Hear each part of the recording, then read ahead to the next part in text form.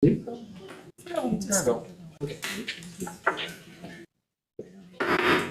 6 o'clock, I'll call the Manitowoc Public School District Board meeting to order.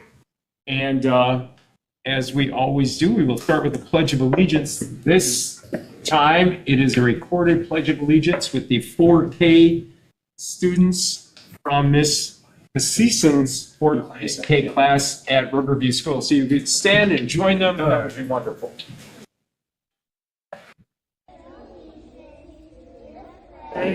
Of the United States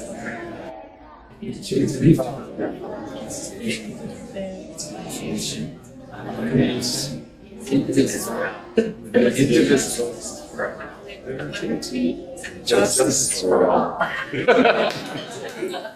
Apparently we were doing it as a round. Yes. Just want to thank them. There were some transportation issues with parents and getting kids here, so we recorded it. It was just as nice. They said it very well. We appreciate that. All right, everybody signed in, and we will ask for the roll by Ms. Brown. Christopher Abel. Here. David Bowman. Here. Fish Hansen. Here. Ann Holson. Here. Mary Lofi Blahnik. Here. Keith Shaw. Here. Carrie Trask. Here. Thank you. And we will move on to public input. I have two people here. I think they were here last time, so I won't repeat my statement from last time. But again, just remember that we appreciate different opinions. We appreciate things said, but let's treat everybody with respect and keep it to the policy rather than personal attacks. So we'll start with Barb. Host.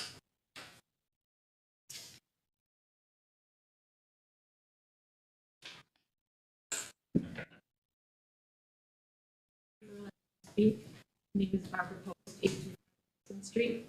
The community district as a whole needs to find a way to create unity in this present state of discord.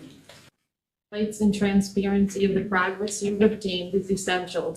This sharing shows the community that they matter and brings trust in the district. More info is needed on Act 20 and behavior progress is a priority. Students know who they are when they arrive at your door, but they do not know what they can turn out to be. An educator works with the attributes the student brings and discovers what modifications will suit their individual uniqueness, what they can be and truly are able to achieve.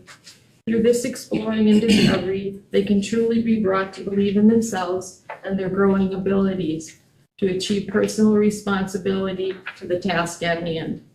This progress is achieved and celebrated by being in a full inclusion classroom where they're engaged with a peer-driven environment, not pulled out of one. With exception for math and reading enrichment after it has been introduced in the classroom. We were indicated to be a true full inclusion district, and we need to bring that to fruition, meaning all students and staff are fully included and engaged to be their best selves. Ensuring that the students are fully ready when the next step in their journey when they leave MPSD. They'll be fully engaged in community and able to take care of themselves as well as their peers. Is this attainable? Yes. With the team-driven inclusion, everyone involved, trained, informed, collaborating, and communicating with the goal of total student achievement. It will be taxing, but never give up. Always find a new solution. Through that, you show role modeling that this can be achieved. We need to find a different answer. All students will be confident, independent, and socially skilled.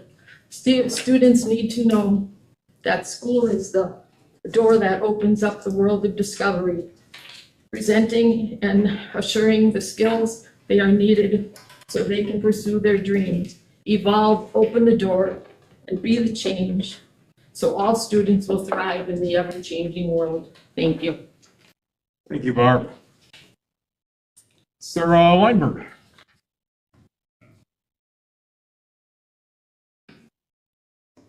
Hi, Sarah Weinberg, President of the Manitowoc Education Association. I just have a few questions about the change to the elementary school schools days with the early dismissals and the staff development days from members. So they would like to know, is there a clear plan on how the early dismissal or the days off will be used? Will elementary teachers have clear prep times daily? Will all the meetings, like the PLCs, grade level, math, reading, attendance committee, that are before, after school, or during preps be then limited? And I just want to say, don't get me wrong, I've been asking for more defined prep times for our elementary teachers because their prep time is very limited for years. I appreciate this proposal, but we just want a more clear definition on where they will get their classroom and prep time. Thank you. Thank you, Sarah. If you would email those questions, I will get them to somebody that can answer them for you. Thank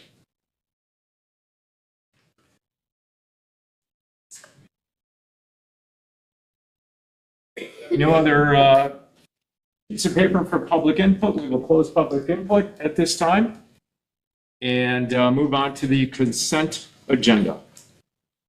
It is listed on your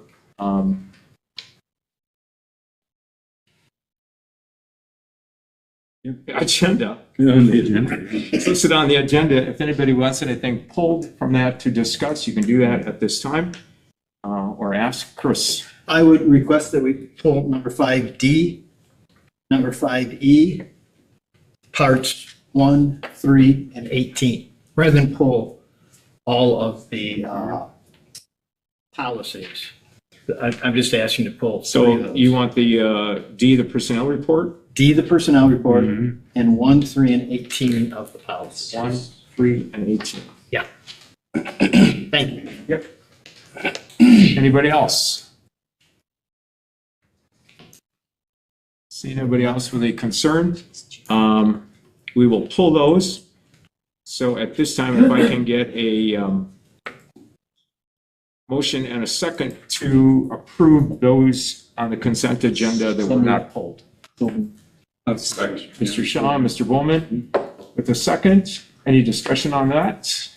Seeing none, all those in favor of pulling, all those in favor of approving those, say aye. Aye. Opposed, say nay. And let's look at the personnel report. Chris, go ahead. Thank you. Mike? It's my standard question. Any of these licensed with stipulation? Any of these are people we're approving because they are not currently certified by the state of Wisconsin? I believe that they are all certified teachers, not on any LWSs.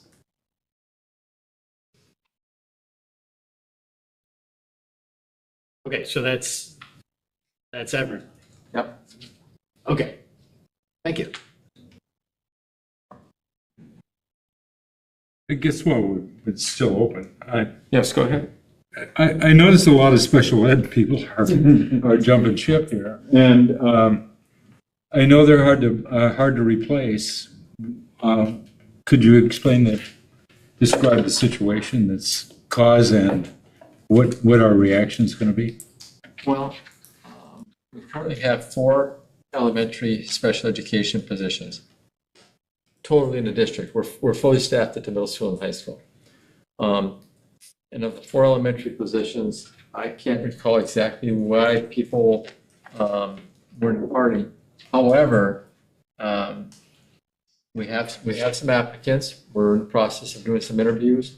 And once again, it'll be interesting to see whether we have to look for a mergist to see if they can help too. But we will do what we did last year, which means we will take all avenues, every opportunity we can to fill every position with the best people that we can.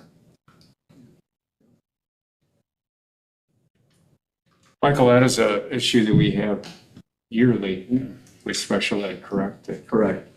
All of those positions. Yes. and- My understanding is nationally, It's special ed statewide, is absolutely. like, if you last 5 years teaching special ed, huzzah, right? It would be very interesting to be able to see if we could take all of the special education postings tomorrow and give us a full number on that. It'd be very interesting to see what that number would be in the state as far as posting. And I think it would probably be higher than any other discipline out there. It's just, it's a challenging position to be in. Yeah. No? Yes, it is. Chris, anything else on that issue on the personnel report? Nope. I have a motion to approve that report then. So moved. Motion, do I have a second? Second. Oh, Second. Keith. With Keith, any other discussion on it? All those in favor say aye. Aye. Opposed say nay. And that is approved. Okay, policy 3. Chris? Is it 1, 3? 1, 3, and 18, right? 1, 3, and 18? Yes, I'm sorry. 1, 3, and 18. Number 1. Yeah, I just, got to see where I put it.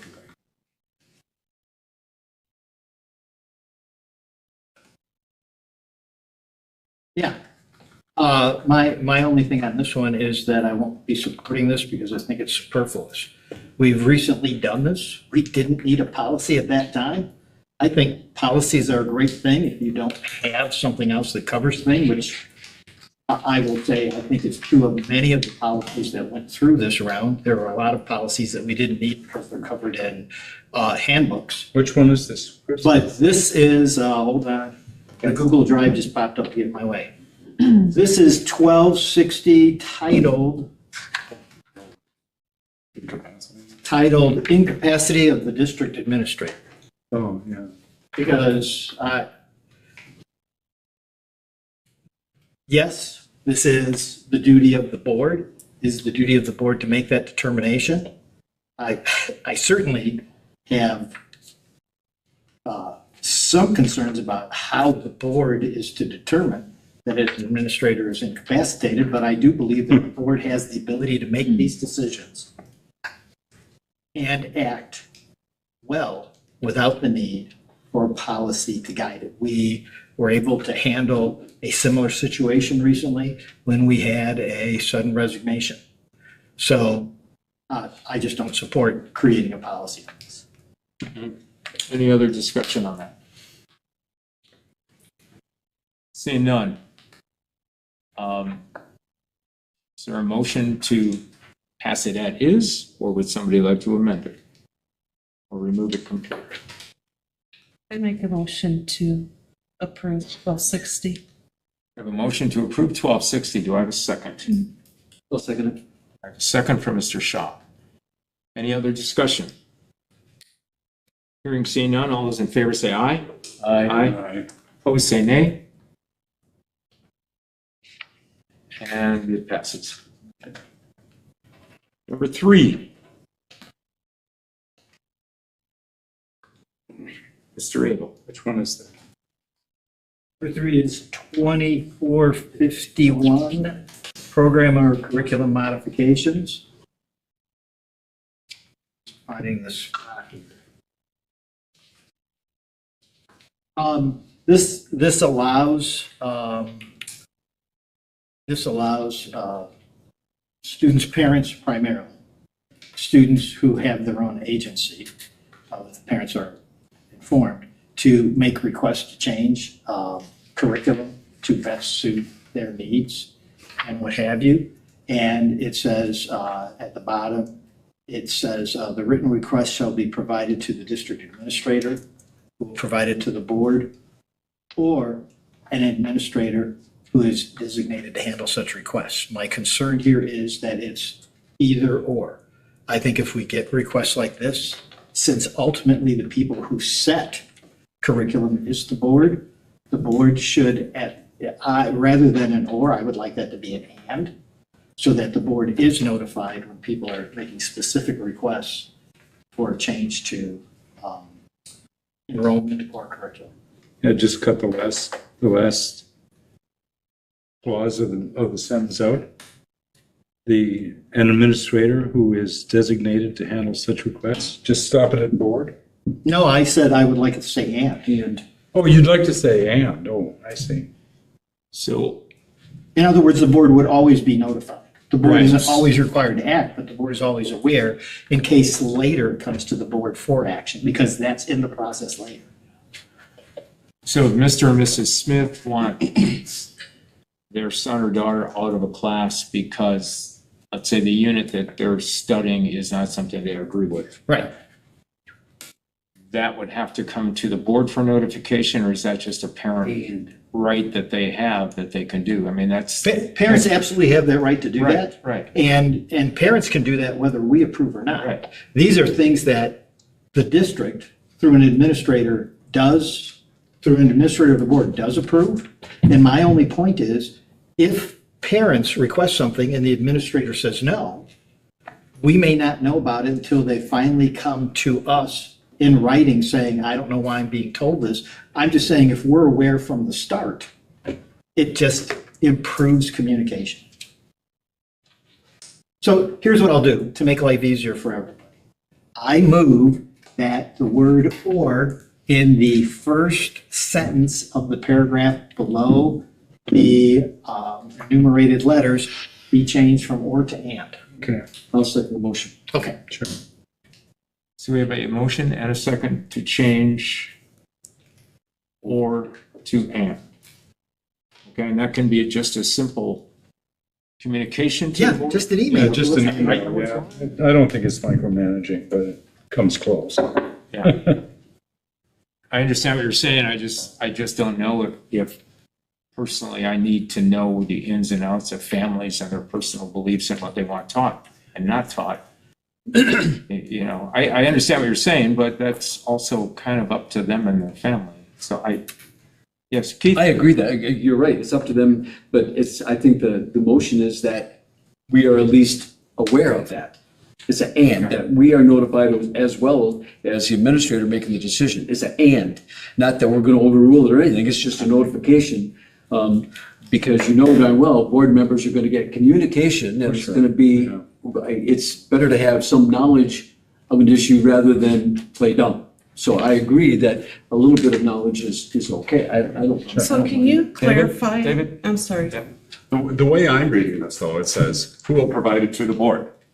Or an administrator if we choose to let an administrator in on it. The board is already being told. That's an alternative. But we're listed first. The written request shall be provided to the building principal, the district administrator, who will then take the action of providing it to the board or providing it to an administrator who has the authority to make a decision. So my reading of that says the board is already going to be notified. Am I wrong in that? Looks like we're notified up front. I think it's an option. No. Hang on, Mary. No, You I have think a that comment? word "or" could potentially take the board out of it, which is what Mr. Abel is. Yes, legally, "or" means we don't have to. Right. Okay. I'm concerned, I see what Chris, you're saying. and just want to respectfully challenge you a little bit. For example, one of the items on here is related to homebound study. And in most cases, homebound is given to a student who might have a medical fragility that wouldn't allow them to do all of the curriculum or do it at school. I think that's what Biff was kind of kicking around, like, as a board member, I'm not so sure that I need to know all of that detail. So if that request were to come my way, as an information point, I would hope I'm not given, information that could violate HIPAA, for example. Am I simply being told, Mr. and Mrs. Smith, back to your example, have requested that their son or daughter have homebound education. Katie approved it because of the medical situation. That's a little different. I'm not sure by just changing that word that we're clarifying that tonight.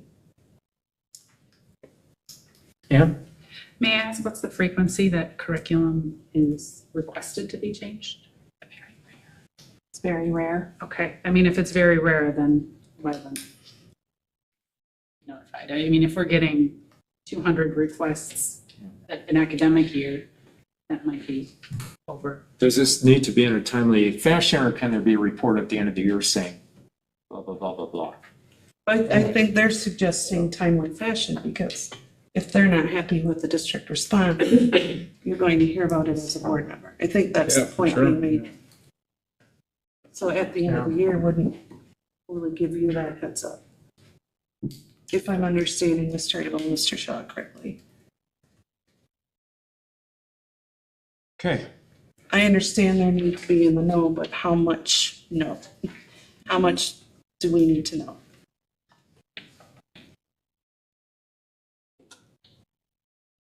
Anything else? Discussion?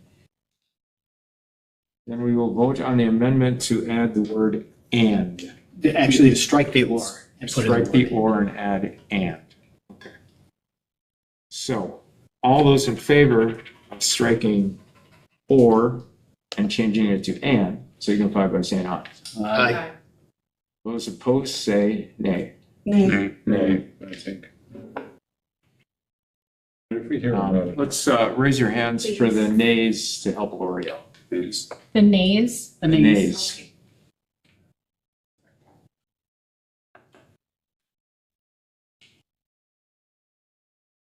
So the motion fails.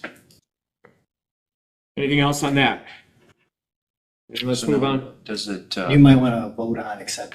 Yeah. You Oh, yeah, okay, so let's, Or perhaps table it and have the policy committee look at it again? Sure. Oh, If you're going to move that. let's do that at the next policy meeting. They can talk about it a little deeper, but I also want it talked about so we can get it off the table. Get it.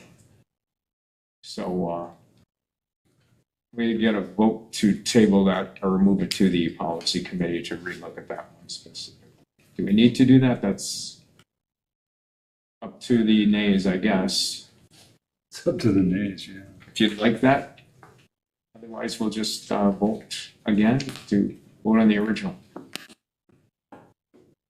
You need a motion? I need a motion. I make a motion to approve board policy 24. Okay, I have a motion to approve the way it is and with the second. Any other discussion on that? All those signify by approval by saying aye. Aye. Opposed, say nay. Nay. The ayes were 2, 4, 5, 2.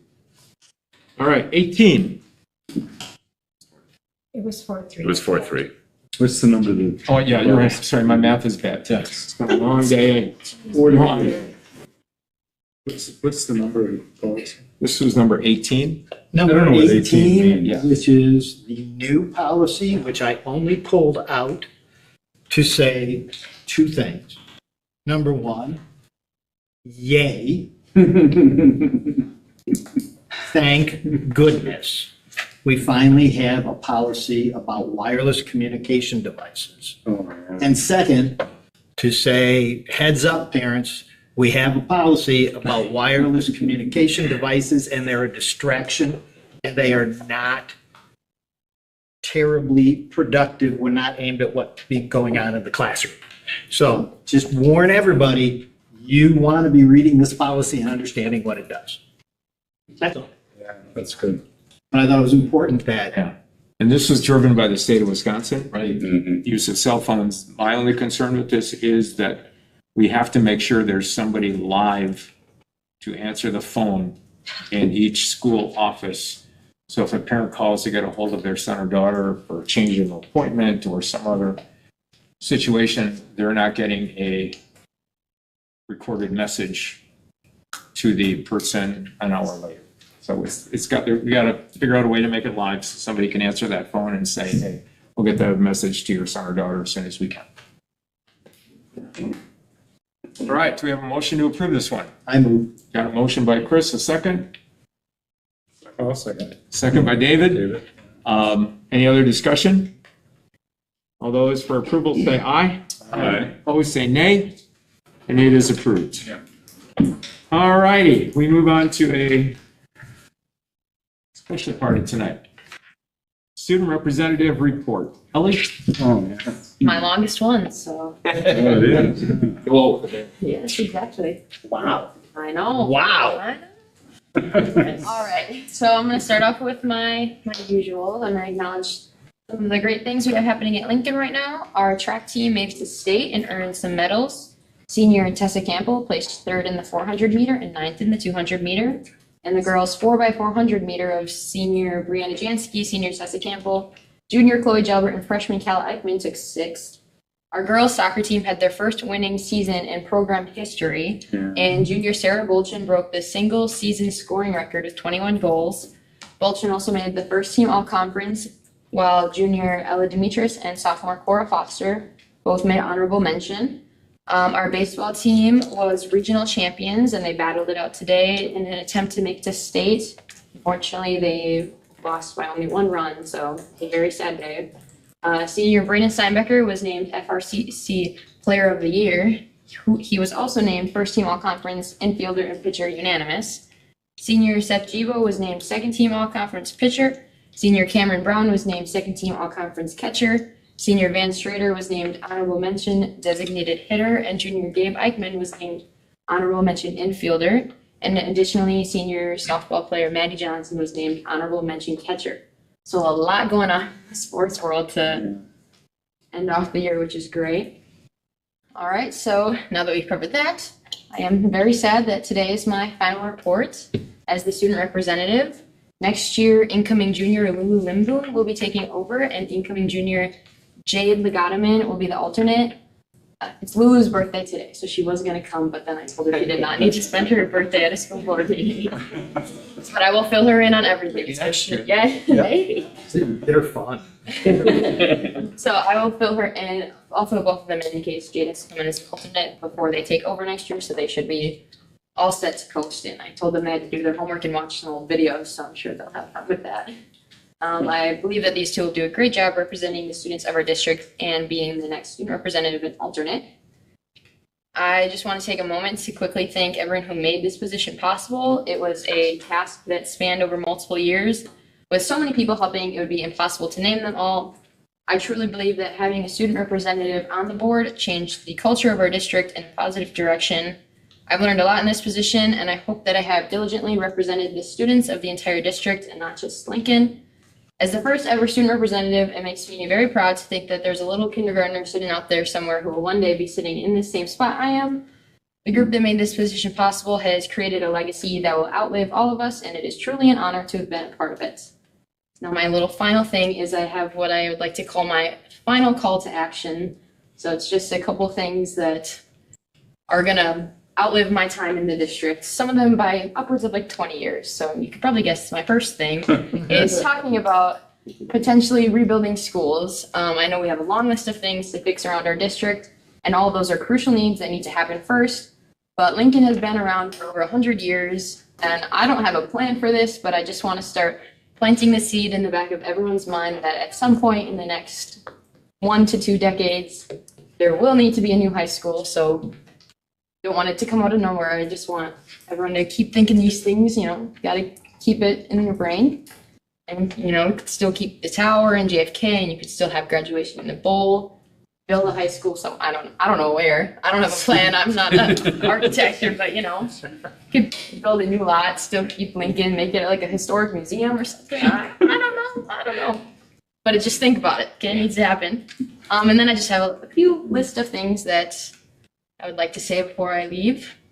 We need to continue the inclusivity of all students and continue to work to be better at that.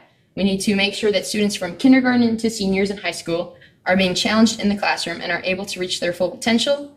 We need to continue to promote the good in our district. The bad stuff that it's often untrue is what catches people's attention. So we need to work to counteract that with the truth about how good our schools are.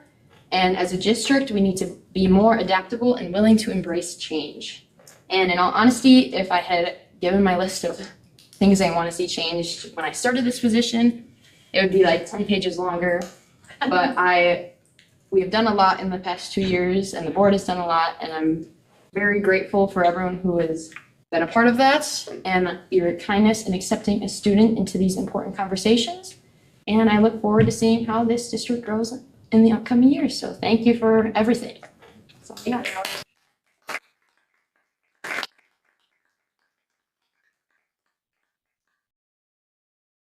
If you don't have a chance to work with high school kids or middle school kids or even elementary kids, one thing I learned from from Ellie and the other kids at Lincoln that we got to know over the last couple of years as student representative is they're a lot smarter than I ever was in high school. They have more empathy for their fellow classmates than we did many, many years ago. And they're always thinking about ways to change things for the better. And I remember the first night, I think you were here, Ellie, and they made the representatives sit at a small table somewhere. And we asked if we could move the representative up to where the board sits, and we did that. And they really weren't sure how much they wanted the high school kid talking, but it was great because Ellie and the sub, Winona. there were times when they wanted to speak and they would raise their hand and they would speak. And I'm going to tell you, more knowledge came out of the mouth of the kids from the high schools than probably the rest of us sitting at this table. They were good. If you get a chance, get to know high school kids. They're a pretty special group, and so are the middle and elementary kids. But we appreciate what you did, Ellie. It was tough being a trailblazer. Thank you. Mr. Superintendent. Yeah, so let's just stay on the Ellie train here. I have a couple things for you, so if you just stand here. You're graduating, and on behalf of the board and our community, I just want to thank you for your service on the school board. As Mr. Hanson pointed out, you have been a trailblazer for this position. You've done it with integrity, purpose, and we're really focused on student voice, which I think, if you think about a person to step into a role like that, you want them to establish that they're going to be here for student voice, and you've done that. So on behalf of the Board of Education, I'd like to present you with a certificate of commendation in recognition of your service to the children in Wisconsin Public Schools from 2023 to 2025. And this is a official WASB, Wisconsin Association of School Boards certificate. So thank you very much. Thank you.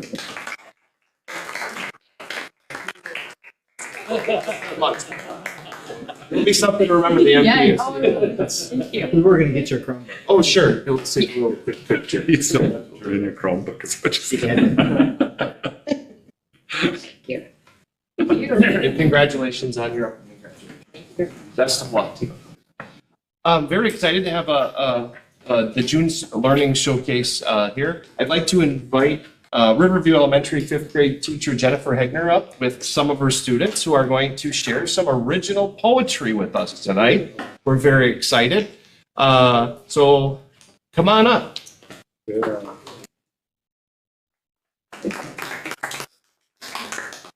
So as Mr. Tennis said, I do have 4 5th graders from Riverview that would like to share their poetry. Oh, by the way, Ellie, I think 2 kids already mentioned they want to take your job. They're very excited about the opportunity. So my first student, Soren Lindemann, go ahead. It's okay. It'll be okay. Kiddo. They're all nice people, trust me. I need to come. His poem is very fitting to his situation right now.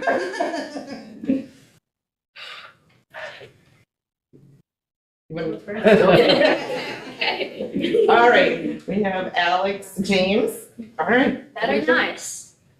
Okay, my poem is called Spring. Okay, here it is. Spring is warm and breezes are cool. Summer is coming, so jump in a pool. Leaves are swaying in the warm breeze. All I see are a bunch of trees. Spring smells fresh, just like flowers. When people hate spring, they are cowards. When it's spring, flowers ring beautiful songs to please the king. Grass and flowers fill my brain. When it rains, flowers gain no more king.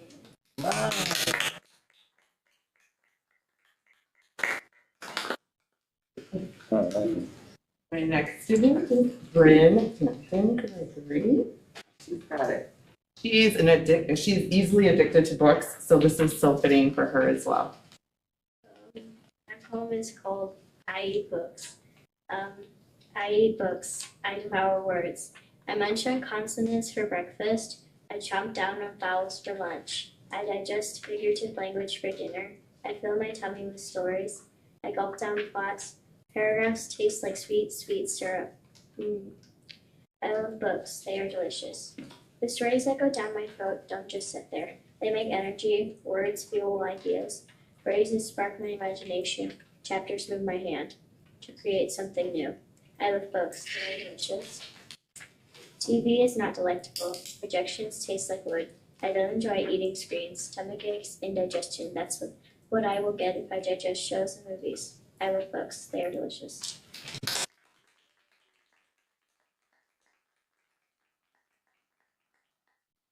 All right, and then Elise Kaplanski is gonna take us on a little adventure. Poem is called Fairy Tales. I close my eyes after reading fairy tales. I wish I could meet them all, my fairy tale heroes. Surrounded by ocean, I splash with the little mermaid. We swim at the speed of light, our tails glimmering in the sunshine. I call to Rapunzel to let down her hair, and golden locks of sunlight come streaming down from the heavens. I dance the night away, midnight strikes. Cinderella and I escape together, giggling like hyenas. Skipping through the woods with Little Red, we bring cookies to Grandma, humming a merry tune and looking out for the sly wolf. Hansel, Gretel, and I gore ourselves with candy, the evil witch greeting us inside her candy cottage. I climb up the long beanstalk with Jack, the giant waiting for us at the top, adrenaline in our veins. Hurrying to a clearing across the lake, all 12 princesses and I dance the night away, our heels dirty and broke. My head shatters against the mirror, and snow falls overhead. Me and the Ice Queen make snow angels and carve ice figures in the cold. As my mother shakes me awake, I realize these fairy tales were nothing but dreams. But why was there glass in my hair, and seaweed, and golden locks, and candy? Why were my feet filthy? Maybe it wasn't all a dream.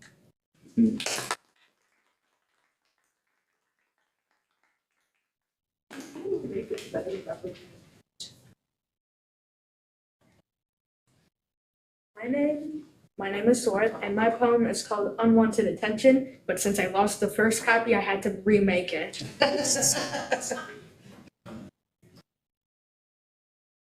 feel unwanted attention, makes it hard to mention a way I could escape this cold, hard convention, where people decide to see everything around me, and at a point I could feel I could fly away like a bee. I feel something in the air, I see something in the air. But it's just a fly as they continue their stare. I see 1,000 eyes fluttering around like butterflies, but then I realize that I can't escape, for then my hope dies.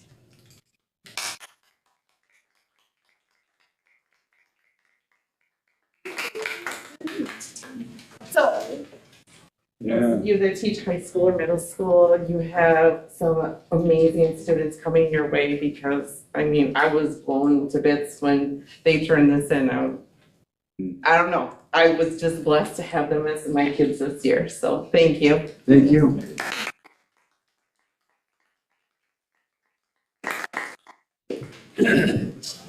Awesome job. Thanks for being here and sharing with us. It's part 2 of the Learning Showcase. I'm inviting Principal Anna Beatty and Associate Principal Amanda Pacala up from Wilson Middle School for a couple of celebrations.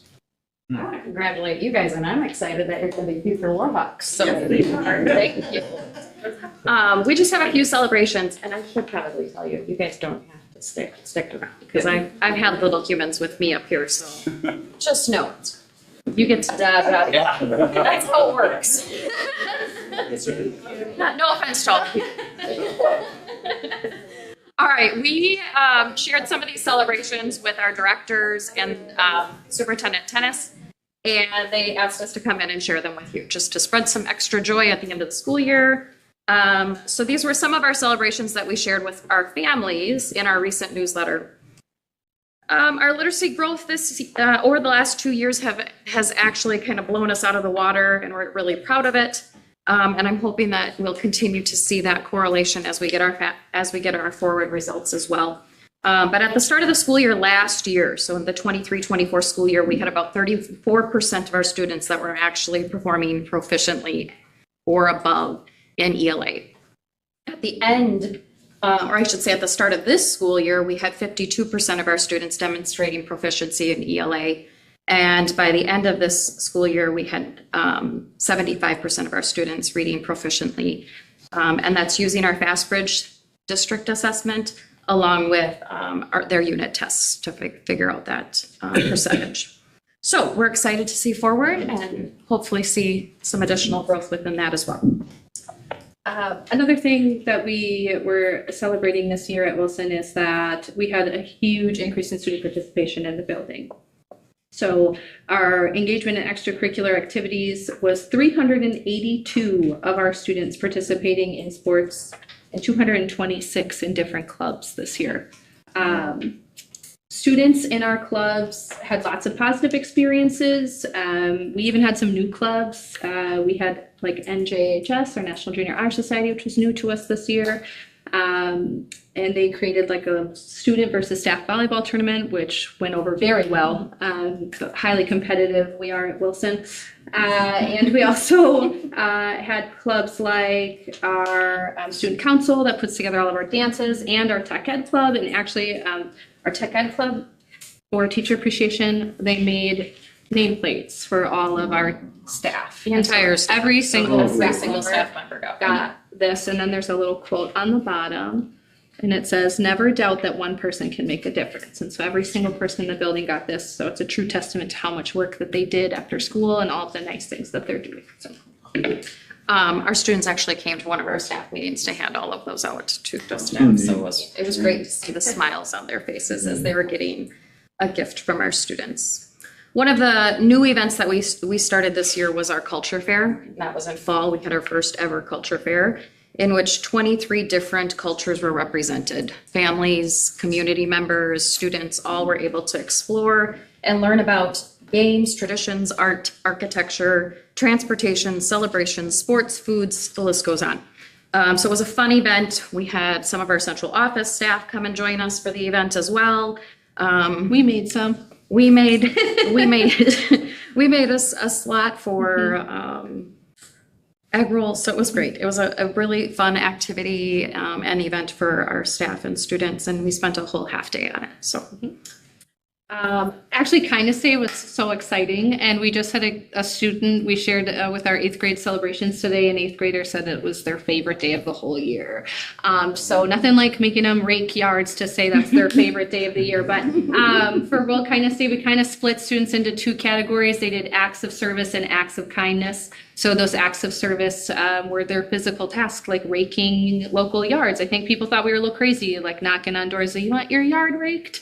But they did, and it was fun, and the kids did a great job. They also did a community outreach. So we had people at Magnolia Meadows. They were painting elderly fingernails and playing games with them and just having a really good time. We also had people creating cards for those at Aurora Hospital, and then also decorations for any residents at Manitowoc Health and Rehabilitation Center.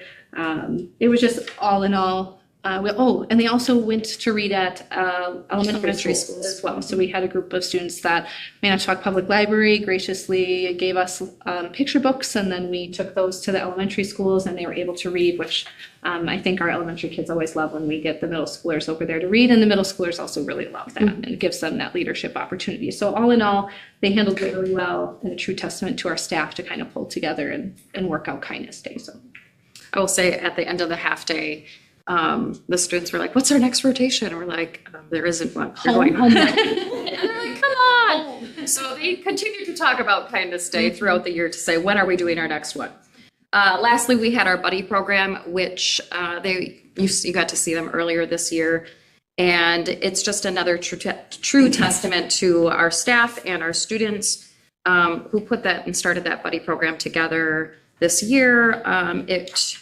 It built up our students' leadership skills and cooperative learning as well. I would say it was a positive impact on our Wilson community. And today, as we were celebrating with our 8th graders, that one came up again as one of their favorite things from the year. And as soon as somebody said the buddy program, there was just a wave of cheers going across the 8th grade student body. So it was really great to see that and see that they value it as well. So. Thank you for having us. Thank you for your time. Thank you. A couple of brief highlights from my report. I remember it's graduation day coming up. We had a great McKinley graduation last week Thursday at the conservatory, and it was wonderfully attended. A great celebration for those students. And of course, on Friday at 1 o'clock is Lincoln's graduation. Please be by Abe by about 12:35, 12:40, because we'll be walking down at about 12:50 to take our seats. We've had a lot of celebrate, May is always the time to celebrate. So we had, of course, our YA celebration, our scholarship and awards night, where a total of 199 scholarships were awarded to 99 Lincoln High School seniors, totaling over $455,000, which is a huge accomplishment for all those students and their hard work that they've put in over the years. We also gave out our last round of cold coffee awards for June. For our staff. And so congratulations to our June winners, Gail Bailey, Lexi Rico, Jessica Primus, Alicia Raymond, Stan Rosinski, Angel Cosme, Katie Schrank, Ruth Krause, and Marie Jenkins. And I would also entertain any questions you have about the rest of my report, which is in written form. Yeah. Any questions for the super? Not seeing that. All right. Directors. What's there too? Director report. I think did we get that? Yes. Yeah, in writing. Any questions for Heidi? Any comments, Heidi? Good. Oh, Keith? I do. Outstanding. I'm so happy to see this summer school report. I think it's about time that we got back to that kind of summer school. But do our kids that enroll in these activities, is there a fee to that, or is it no fee at all? If there's special projects, they have to pay for those. But There's one school that I know that's considering a field trip where they'll be asking for parents that can contribute to a field trip, but other than that, no, they don't pay any fees. awesome. Yeah, thank you. Good. Anything else for Heidi? Seeing anything, we'll move on to new business.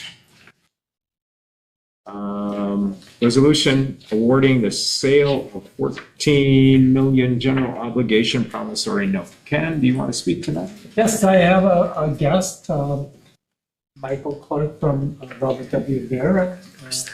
And we had some bid openings today, and I'll turn it over to Michael. So first off, congratulations on the referendum. Yeah. I was here for a lot of meetings leading up to that. But especially since the overall success in the state wasn't as solid as it had been, and it's been trending down the last few elections, I think that, anyway, a great success for the district. So we took bids on the first portion of the financing. The plan was all along to do it in two parts. There's various components and the laws and regulations we follow that kind of led us to this point. If you borrow less than $15 million in a calendar year, you get 3 years to spend it, meaning any interest you earn on the money, you're not exposed to any potential arbitrage risk. That was one of them. Also, a lot of projects start out a little slower, expenditures. So we took bids on the first $14 million. Looking at page 2, it's great to see 8 bids, which is a really solid number because it was a fairly busy week in the market. Jenny Montgomery Scott was the winning bidder at 4.7129, and you can see that really most of the bids were very tight, so it just gives you a good feeling that that's where the market was. So felt very good about that. And just for a point of reference, in the financing we prepared for the referendum, we used 5.25% as an estimate. We knew that was conservative. We always like to round up and deliver better news. When we look at the financing plan, you'll see that we're using 5.5 for the second phase, which is really conservative as well, especially when you consider those are shorter maturities, which we'll look at in a second. So off to a great start as far as delivering good news to the taxpayers. The issue is general obligation promissory notes. Again, the base amount is $14 million. The district will receive the full 14 for projects. The settlement date will be July 10th. We'll work with the district, we'll prepare a closing memo, work with all the parties to make sure that the funds are handled correctly on that day. Maturities, again, this was the longer end of the financing plan. Our principal payments will be April 1, starting in 37 through 45. We will fill in above that. It's not like we're not going to be paying principal, and you'll see that in the financing plan. Sometimes people, why aren't you paying some principal back sooner? We'll fill in above that, and you'll see that in a second. First interest, again, will be for 1/26. And so the first levy for the referendum will be part of the 25-26 fiscal year. Call date will be April 1, 2034. When rates were lower over the past several years, we had a little more flexibility with call dates, but since rates are getting a little bit higher over the last 2 years, buyers aren't as open to real short calls because the likelihood of the bonds being called, it has increased. AA3 is the Moody's rating assigned, which is a great rating. The rating report is attached to the back. I think as far as the things the district can do, you're doing very good things. The things that they mentioned in terms of what would increase your rating: more students, higher fund balance. The fund balance is very solid, but the enrollment thing, you have certain limitations to what you can do. I know that the district did a nice job describing some of the initiatives of the rating call that I think helped give some comfort to Moody's that efforts are being made, but they're still, sometimes it's just down to math. It's just fewer kids. So again, the true interest costs for 7129 and Jamie Montgomery Scott. So the next page is the actual financing plan.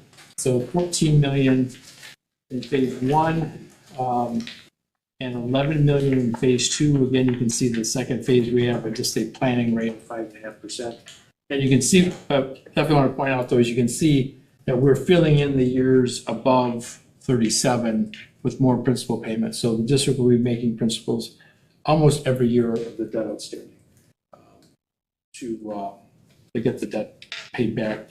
And as we stand today versus what our referendum estimate, we're about a $1.1 million less in estimated interest costs. I think that number will grow when we lock in the second phase, which will be early, the first quarter of 26. And again, the rating report is included. I'm not going to go through it in detail, but I mentioned the fund balance ratio, getting 30% or above, increasing stabilizing enrollment, economic residential income levels increasing. Again, there's only so much school district can do. That is really the economic development of the district itself. Obviously, the school district plays part of that in terms of attracting people and businesses here, but it's not something that you can turn around overnight. And then, again, factors that could cause a downgrade. If your fund balance would drop below 20%, or if your long-term debt increased beyond certain levels. This is, in today's terms, this is a relatively small referendum. Some people have ideas of maybe bigger things down the road, which that might come into play. But again, it's something I would not be overly concerned about. So, with that, I conclude my comments and take any questions if there are any. Questions? Pete, one of the things that help me understand, we got the AA3, but we could have maybe a better one had we been in debt. Is that correct? Because we didn't have any debt in this in the district? No. Your leverage, it's like a bank. They like to loan people money who don't need it. So the fact that you had no debt actually helped your rating. Okay. The thing that they reference in terms of is your fund balance as a whole, the cash you have on, end of the year fund balance. That's not always cash, but and if that would increase. The fact that you're low debt, you don't have large OPEB obligations, you don't have those types of things as a positive. Okay. So it's not like you're telling us to go further in debt so we can get a better. No, a good example, Wauwatosa School District a few years ago passed a $125 million referendum. They were a AAA, but because their debt level and the city of Wauwatosa's debt level raised to a certain point, they were downgraded. Okay. Upgraded to a AA1, which still is outstanding rating, but Yeah. are points that are break points. This Andrew. may not be a question for you, but maybe our business manager. What has been, I know we are required to have a 20% fund balance, but, or even, what have we been running at? 'Cause it says if we approach 30, so what are we typically at, and when do we take that snapshot? We're slightly above 20%, and we've been that way for a number of years. Our current fiscal position, it would be hard for us to get to 30%, very much. Could you explain why it's done in two parts? Sure. So I touched on one of the items in the, in my opening comments is if you borrow less than $15 million in a calendar year, you get 3 years to spend the money. And then you can retain all the interest you earn on the funds while they're waiting. If you issue above $15 million, you only get 2 years to spend the money.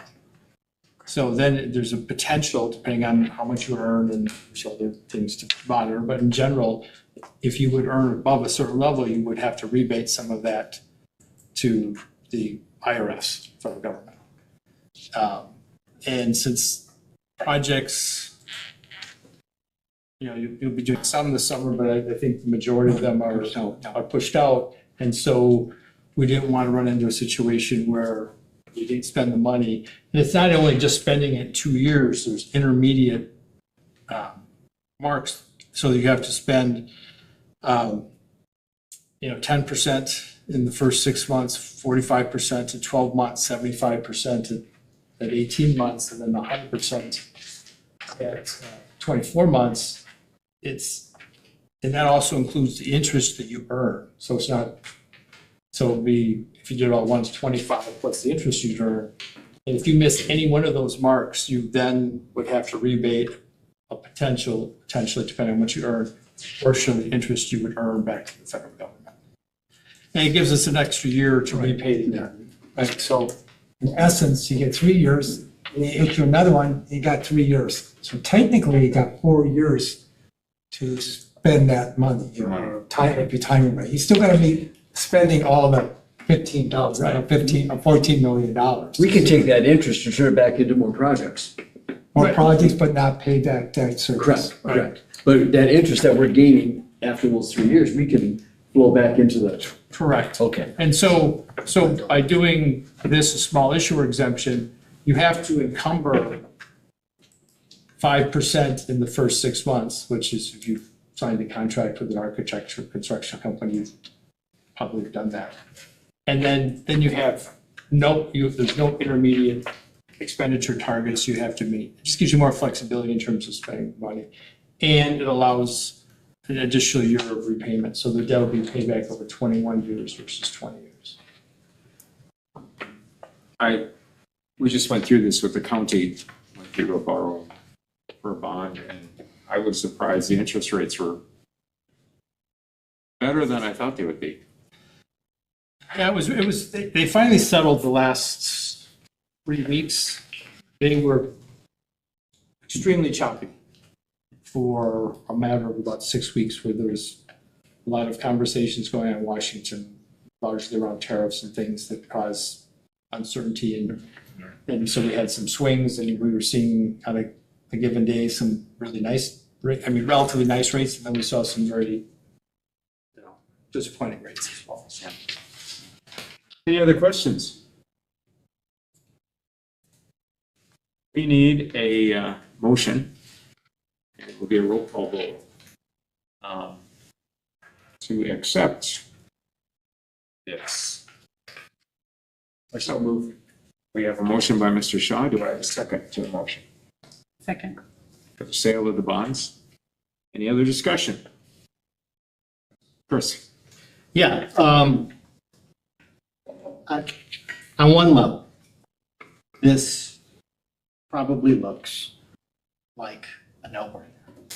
But to me, it is very troubling. And I want to preface everything with saying that it's not about the job Baird did, not about the job Mr. Mishler did, it's about the job our directors did. They all did their job. They really did. Okay? But I have to say that $10 million is a lot of VIG. You know, and on the first borrow of 14 million, we're paying 10 million in interest. So in the borrow and the interest, we almost hit what we went to referendum for in the first borrow. The good news is the follow-up borrow of 11 million only has about 5.5 million on interest on it. You know, I get that everybody did their job, and I totally get that we need it. And I get that the rates are the rates, and there's not a lot you can do about it. You know, actually, if the rates come down on the 11 million, it'll be less than 5.5, hopefully around 5. But still, that's putting us pretty close to 40 million when you pay everything off. And I always look at what that money represents in staff, because that's the reality. We don't have a lot of places to save money, and we have limited places on which to raise the money. This is being very conservative at the outset, and then, and I'm very happy to see this, a couple years in, it stabilizes to about the same every time, which creates predictability, which I think is great. And certainly,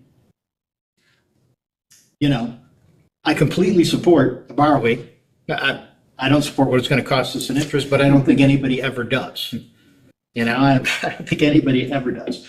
What I will be struggling with going forward is what I'm going to do come April when we look at the other one, because that's where we're really pushing well beyond what we initially asked. I know we asked to borrow, and we conveniently don't talk about payback, but we did. We sort of warned people what the payback would look like.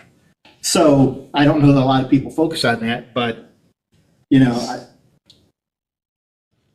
I'll support this. I'm going to think long and hard and hope that things are much better when we go to get the other 11 million. So it's vote yes with my fingers crossed.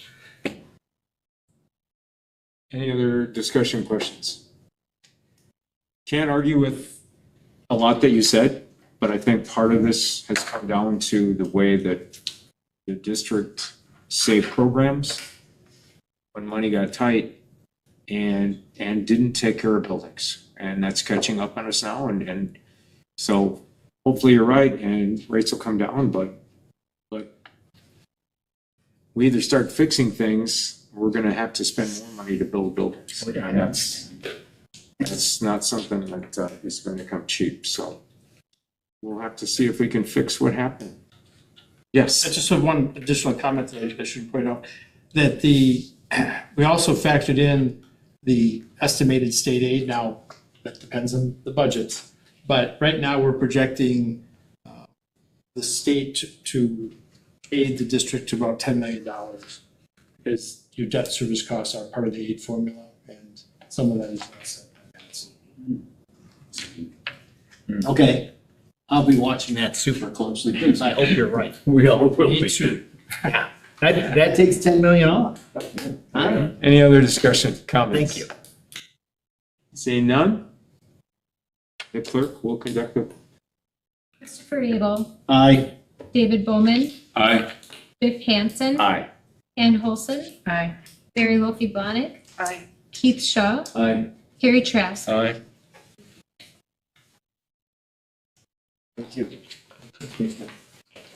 Resolution passes. Visioning plan. Mr. Mr. Superintendent. Yeah, so again, really appreciated the dialogue we were able to have on the 27th when we had our work session on the strategic visioning plan. Again, just a reminder that we were hoping to get approval of the plan by the board. We will then begin our 100-day plan writing, which will start this month. And depending on which of the big rocks it is, those will get completed during the months of June, July, and August. And when they are completed, they'll go to the respective committees. We took the feedback that you gave from the 27th, and we made some wording changes that were suggested. And at this point in time, our recommendation is for approval. I'll move that we approve. Second. I have a motion by Board Member Trask, a second from Mr. Shaw. Any other discussion on the plan? Seeing, hearing none, all those in favor say aye. Aye. Opposed say nay. And it passes. Thank you. Personnel Policy Committee, Mr. Trask.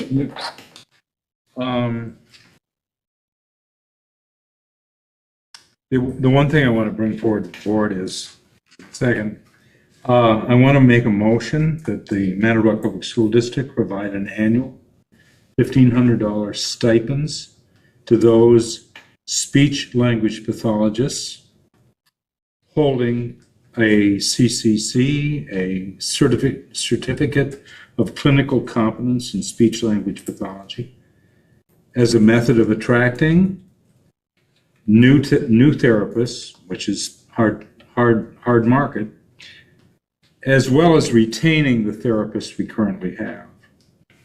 Well, I don't have to make this part of the motion, but that'll cost us $18,000. You made the motion? I made the motion. I'll second. We have a motion and a second by Mr. Shaw. Discussion. Chris. Yeah, this is an open question to anybody who really wants to wrangle with it. How does this not link up? I tried to put in a little note, but it was too many words, so I can't read my notes. So I apologize. I have to go back to what I was looking at. How does this tie into what we had in the director's report about speech and language pathologists are required to hold a master's degree in addition to the requirement of fulfilling CEUs, continuing education units, on a 3-year basis? Speaking of language pathology degrees and licensure are significantly more rigorous. And it also said and intensive than other related service degrees. So I'm trying to understand what that versus CCC is. So I'm willing to hear from anybody that can explain it to me. Mike can. Well, I can try. It's like top of the heap, yeah. But the CCC, the Certificate of Clinical Competence in Speech Language Pathology, it's a nationally recognized certification. It's a certification that takes you above and beyond the maybe the minimal requirements to have a speech language pathology degree, which is a master's degree and all that stuff. And as a result, it benefits the district because of the competence level, the training, benefits the students, obviously, it benefits the district. And as we're trying to attract speech language pathologists, you offer a salary, but you can also put in that if you have your CCCs, as they're well known with them, we will give you a stipend of $1,500. So it helps with that. And it also helps with us competing with anybody around us that we also retain people. We have the stipend for retaining people. Yeah. So it's a separate thing from It what's is. referenced in the director's report. I'd have to look in what's in the director's report, Chris. I'm sorry. Pardon me? I'd have to look in the director's report. I'm not sure. I believe the clarification was just that in the committee meeting, there was a comment made by someone that indicated that it wasn't necessary for them to hold a master's degree, which is so this is just a correction, I believe. Oh, that's letting to let people know have to have- that they Yeah, have to have a yeah, yeah. master's as well. And as far as the Cs go, I liken it to going on a car lot. And you notice there's a difference between the used cars that are certified pre-owned used cars and not certified pre-owned used cars. And I would say, when you're looking at the certification of the Cs, you're looking at those folks who are the certified. Well, and so it's really the same term, and actually, you're getting higher quality with the Cs. I am in no way, shape, or form comparing our speech pathologist to used cars. Somebody else did that? Certified. Oh, gotcha, certified. That's the term. Michael, is this another position that's difficult to fill? Oh, So, yeah. Here's how I have to answer that, Biff. There really isn't a position in education anymore that is easy to fill. Right. I mean, we have a difficult time filling ELA. We have a difficult time filling math. I mean, physical education used to attract 150 people. Today, maybe a dozen, maybe 50. Really? So the short answer is heck yes. The longer answer is every discipline is difficult today. Honestly, just tough. So we have to be competitive Yes. in the hierarchy. Yes. Yeah, I'd like Beyond the to, doubt. yeah. Beyond the doubt. Yes. Okay, Keith. I think it goes back to what Mr. Bowman had referred to in talking about the competitiveness of the district in special education and teachers as well. We have districts that are offering up to $4,000 stipend for speech and language clinicians. Yeah, right. And I think in the committee, a committee member even brought up that is 1,500 even going to be strong enough to compete against these districts who are offering $4,000 stipend if you have your Cs to come to them, because speech and language pathologists are in such a demand that that's the state of the art. I think it's important to realize that we're starting at 1,500 and hope we can fill our vacancies. We may not be able to stay at 1,500 to fulfill the vacancies because we have a large speech and language population and we don't have the clinicians to fill those IEP needs. That's a federal and state law. We need to be competitive, and I hope that's a starting stone. I hope we're on the right track. Yeah. Anything else? Yeah, in terms of peer institutions, we're on the low side. Yeah. I mean, Stoughton is 1,500, but everybody is above that by 2,000 or 3,000 or. I just have a question, sort of a demographic question that, I mean, I'm old, I know, but we didn't know what a speech pathologist was when I was in school, and nobody was trying to hire them either. What has happened that we need so much, so much staff in speech pathology? I'm not an expert in this area. However, I do remember, it might have been Katie Eichmann talked about this a couple of years ago or a year and a half ago when we came to the board requesting, I think, 2 additional FTEs of SLPs. And the reason we were doing that because the diagnoses and the number of students requiring speech services had increased so much. Yeah. I think I remember this kind of a comment that the pandemic had a little something to do with that, relative to the number of students being more isolated and not out in the schools and not out with people where there's a lot of language stuff going on.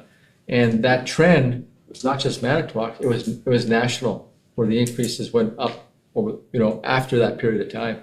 That's what I recall. So, whether that's going to, stay or decrease again, I don't know.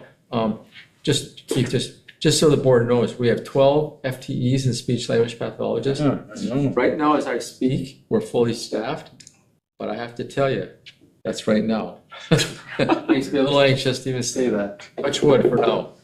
And it's also interesting to know that years ago, you could graduate with a bachelor's degree in speech and language pathology, and you could work in a public school district. Then the state changed that requirement a few years after that, and then you had to have your master's degree. Then the state again changed that requirement and suggested that districts only hire people with the Cs. So as the state progressively increased their demand, or as the districts need to increase their demand, the state also increased requirements to get that certification to be in a speech and language clinician. It's same thing in the hospital. The demand was up, they increased the amount of schooling for the hospital therapists, so it all kept going on the same spectrum. Same with school psychologists. Mandatory now, you have to have a master's degree and 36 hours beyond your master's to be a school psychologist. So the state has increased, which has depleted the amount of people going into the field as well. Okay, we had a motion from Terry, a second by Keith to approve this. Any other discussion? Seeing none, all those in favor say aye. Aye. Opposed say nay. And it passes, and we move on to Mr. Bowman. A quick report from the curriculum and instruction. A very well detailed emergency nursing services plan was brought forth by Jenny Hins. Just some of the things that stuck out to me last year, for the 24-25 school year, visits were up 9%. 32,366 nursing visits in our district last year. Wow. So the need is there. Here's the interesting thing. We're basically what the rest of the nation is at as well. They've implemented some things that have helped they gave out 200 doses of newest district stocked meds that with parent permission is allowable to give. And that returned those students to class rather than going home. So I think that's an important thing. They've done some streamlining with that kind of thing. But just a very interesting thing. And one of the things that she brought up was they think that because our numbers have gone up, it's largely due to poverty increase. Another thing is they can track preemies that are now in our school district. So now students that were born at 24 weeks survived at a much greater rate now than they did 20 years ago. So now we're seeing the health effects of that on our population. I thought that was kind of an interesting scientific look at that as well. So they did a great job. A few minor changes from what we've had before. 4K start of year conferences, they're going to be meeting with parents of 4K kids, and also I think they're trying to dovetail with the kindergarten population. Is that correct? That of parents who are not did not have a kid in 4K. Is that true, or is that my misunderstanding? I don't think I understand. Can you try that Okay, again? so the kids that are coming into the system as 4K. Yes. Their families are going to meet with teachers and stuff like Yes. that so that they can understand what the system is like. Yes. And they also want to sort of take kindergarten kids that might be in the same boat where they're just coming into the system now, or is that The kindergarten part is not accurate. not? The rest Okay. of it is. I misunderstood that. Okay. Yes, but that is a great thing. Get the people involved in the school because once they're here, they stay, right? Elementary collaboration planning time. There's a great plan to make the planning time for the PLCs to be more equitable across the district. This will help the teachers really. Good PLC time leads to better outcomes for students. This is a monthly meeting, half days, full days. The calendar is going to be put out so that parents can make plans ahead of time. And there are already things in process to help cover care of students. The last thing that I've got is the top 10 tools update.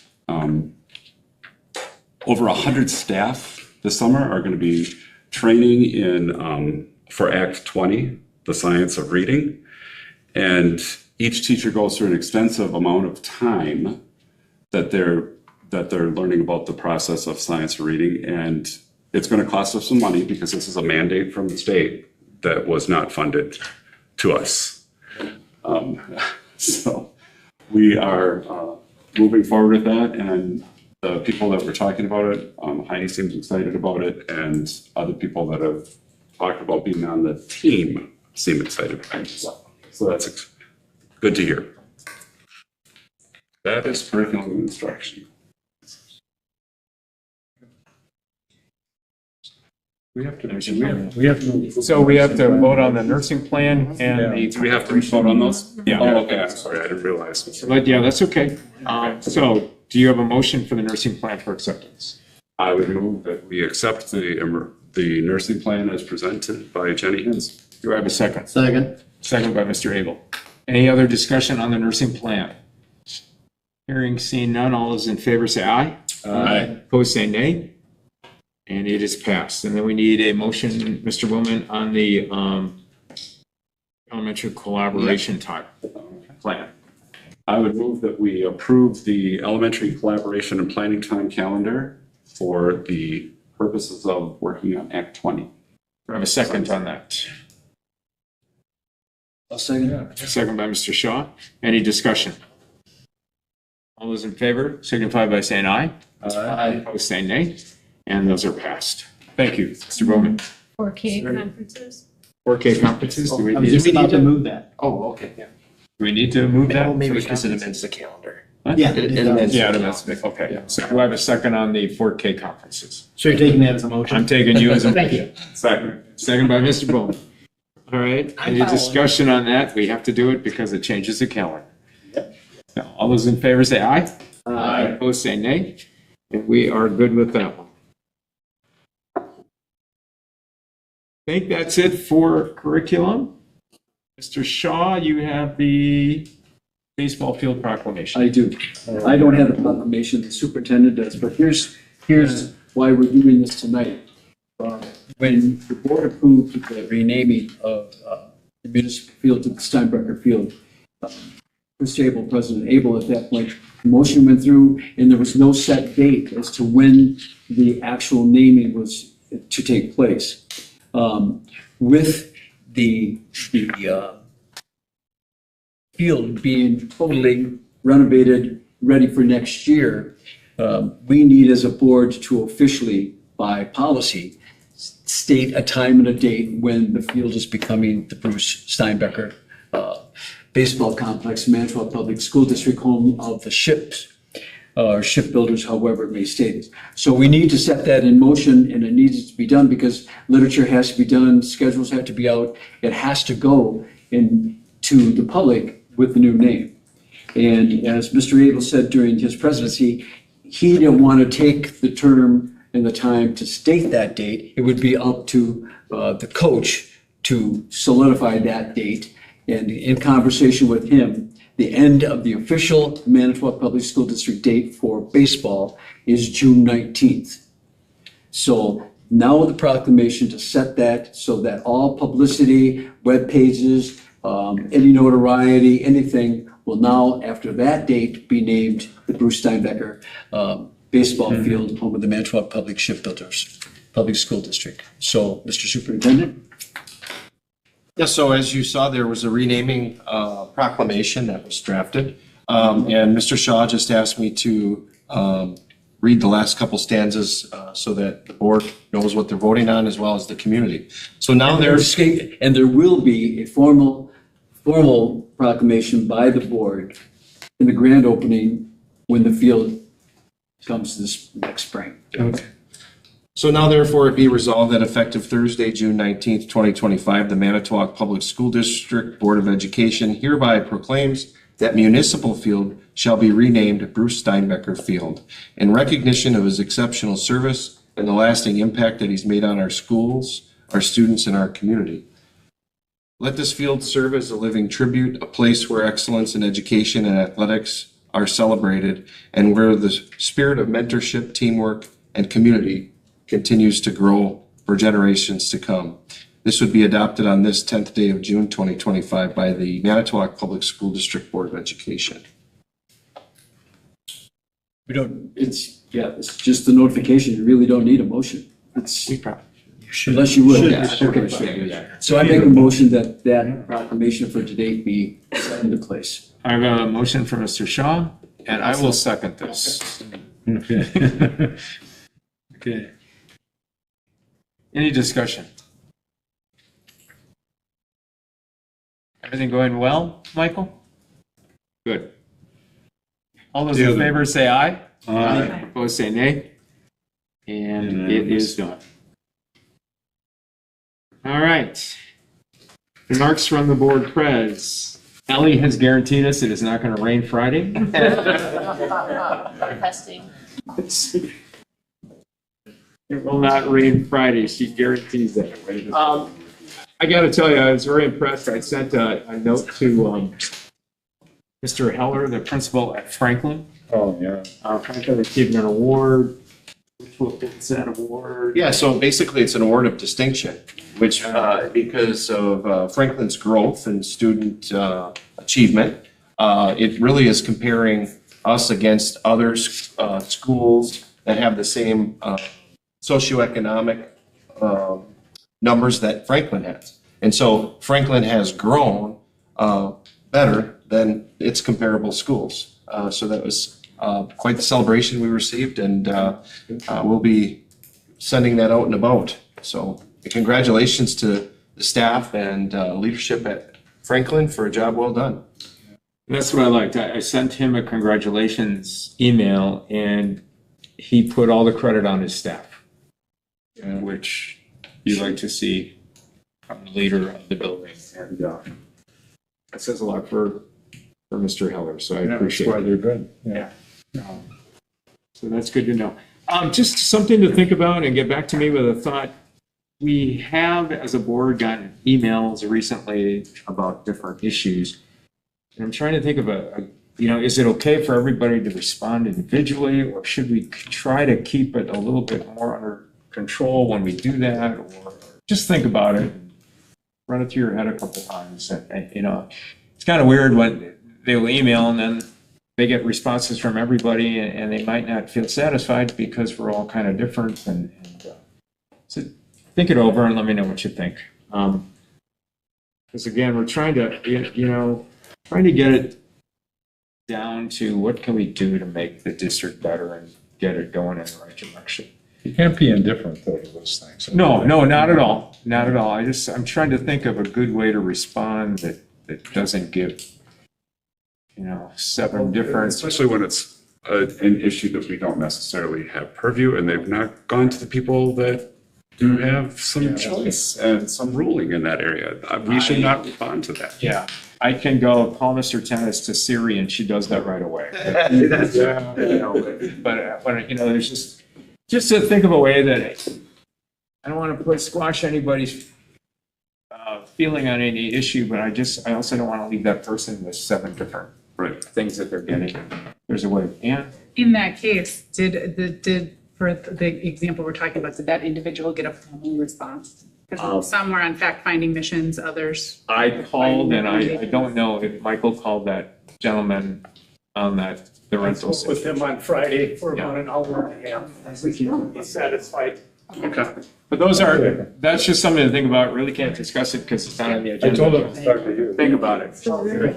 We got to find a different way than getting 7 different answers. So that's going to hurt. So other than that, we'll see you Friday because Ellie's right at Lincoln's graduation. Yeah. It dropped to 40%. Yes. Down to 40% During this meeting. During the meeting. During the it went meeting. down. All right. We have no special meeting scheduled for June. I don't think we're going to need one, and so enjoy June. This meeting wasn't special? No. This is I make a motion. regular special. We got to go in closed session. Oh, yeah. So the board will now vote to convene in closed session for the reason of considering the following matter, conferring with legal counsel for the governmental body who is rendering an oral and written advice concerning strategy to be adopted by the body with respect to litigation which is or is likely to become, the board will become involved. This meeting is authorized pursuant to section 19.811G of Wisconsin statutes. And we got to do this closed session by roll call vote. Do I have a motion to go into closed session? So moved. Mr. Abel, do I have a second? Mr. Shaw? And Lori, please do the roll call. Christopher Abel. Aye. David Bowman. Aye. Meredith Hanson. Aye. Thank you. Ann Holson. Hi. Mary Wolfe Blahnik. Aye. Keith Shaw. Carrie Schwartz. So we are in closed session as soon as the room is secured. Yes, sure. Ken. Put it on my grandpa. You sure?